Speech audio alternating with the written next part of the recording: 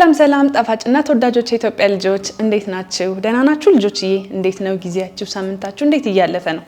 በጥሩ ሁኔታ እያሳለፋችሁ ነው? በጣም ጎበዝ ልጆች። ትምህርታችሁንስ በአግባቡ እየተከታተላችሁ ነው?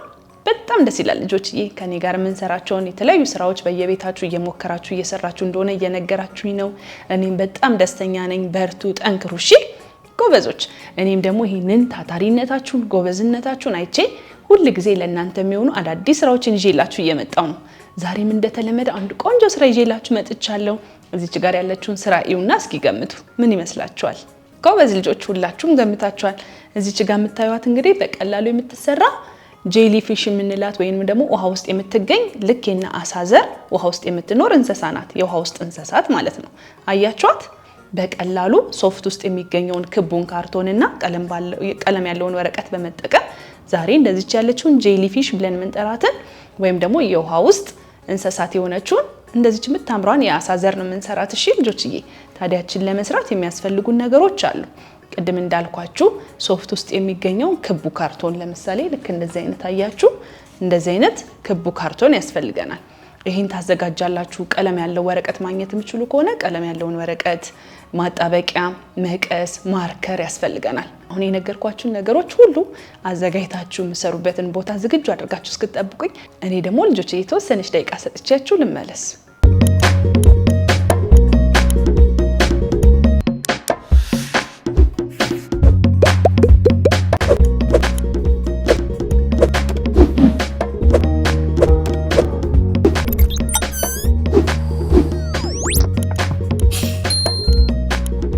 እሺ ልጆች ተመልሰን ተገናኝተናል። እንዴት ናችሁ? ዝግጁ ናችሁ? ጎበዝ ልጆች። እንዳልኳችሁ እኔ እዚህ ጋር አያችሁ በሶፍት ውስጥ የሚገኘውን ካርቶን አዘጋጅቻለሁ።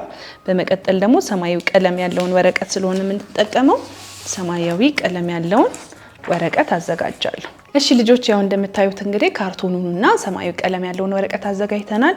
በመጀመሪያ ቅርጹን ለመስራት በኋላ ላይ እንዳይጠበን ይሄ ሁሉ ስለማያስፈልግ ሁለት እኩል ቦታ እናጥፈውና ከዛም የሚበቃንን ያህል መሀል ላይ እናደርገውና የሚበቃንን ያህል በእርሳስ ቅርጹን እንደዚህ አድርገን እንሰራለን። እዚህ ጋር ቀጥ ያለ መስመር እናደርጋለን በኋላ ስንቆርጠው እንዲበቃን ማለት ነው። ከዛም የጄሊውን ቅርጽ እንዲይዝልን ደግሞ ጄሊ ፊሹን የሚመስል እንደዚህ እናደርግና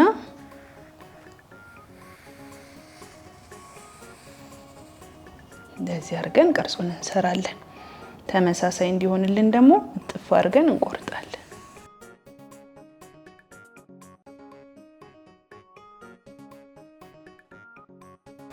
ያችሁ ልክ እንደዚህ ካረግን በኋላ እቺን እንደዚህ ጥፍ እናረጋትና እኩል ቦታ ከዛ እኩል ቅርጽ እንዲይዝልን እናደርገዋለን።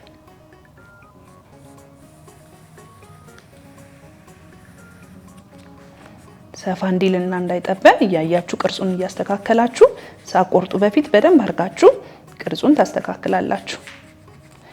በደንብ ቅርጹ እንደመጣላችሁ ታረጋግጡ። ቀስ ብላችሁ በያዛችሁት መቀስ እንደዚህ አርጋችሁ ቁርጥ አርገን ቅርጹን ተከትለን ቆርጠን ሁላችንም እናወጣለን።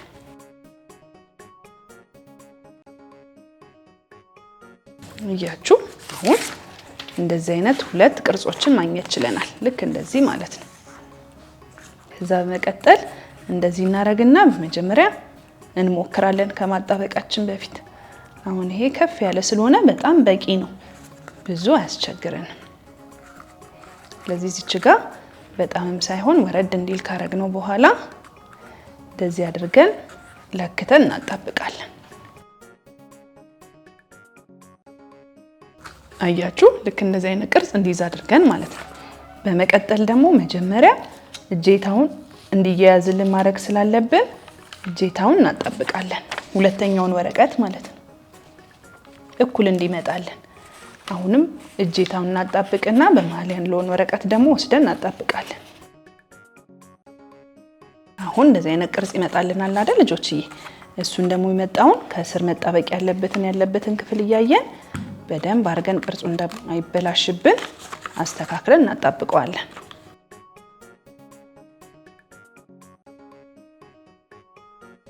እሺ ልጆች እየተመለከታችሁ አሁን ቅርጹን ማግኘት ችለናል አይደለ? በመቀጠል ምን መሰላችሁ የምናደርገው እዚህ አፉ ላይ ያሉትን ሁለት የወረቀት ቁራጮችን በደንብ አድርገን ቅርጻቸውን ጠብቀን እናወጣና እንለጥፋለን።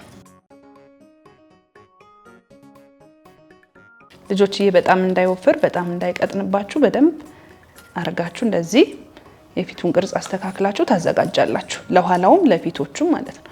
ለኋላው አንድ ስለሚያስፈልገን አንድ ቅርጽ ብቻ እናዘጋጃለን። አያችሁ አሁን አዘጋጅተን ጨርሰናል። እነሱን ደግሞ እናጣብቃለን።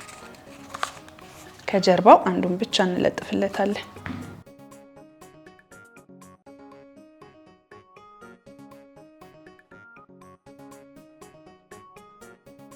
ይሄው ልጆች እያያችሁ አሁን ቅርጹን ሰርተን ጨርሰናል። በመቀጠል ደግሞ የአይኑን ክፍል እንስራና የበለጠ የሚያምርና እውነተኛ እንዲመስል እናድርገው።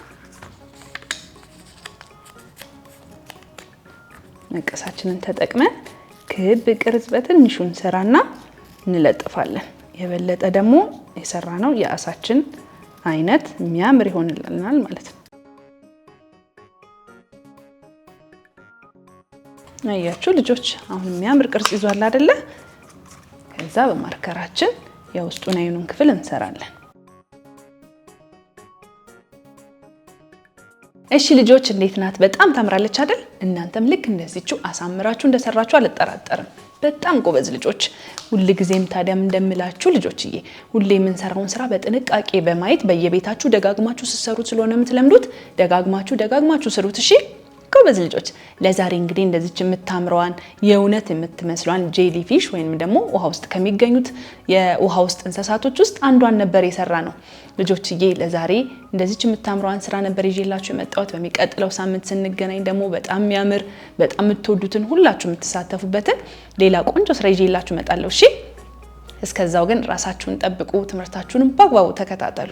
በጣም ነው የምወዳችሁ። በጣም ተናፍቁኛላችሁ። ቻው ቻው ኢትዮጵያ ልጆች።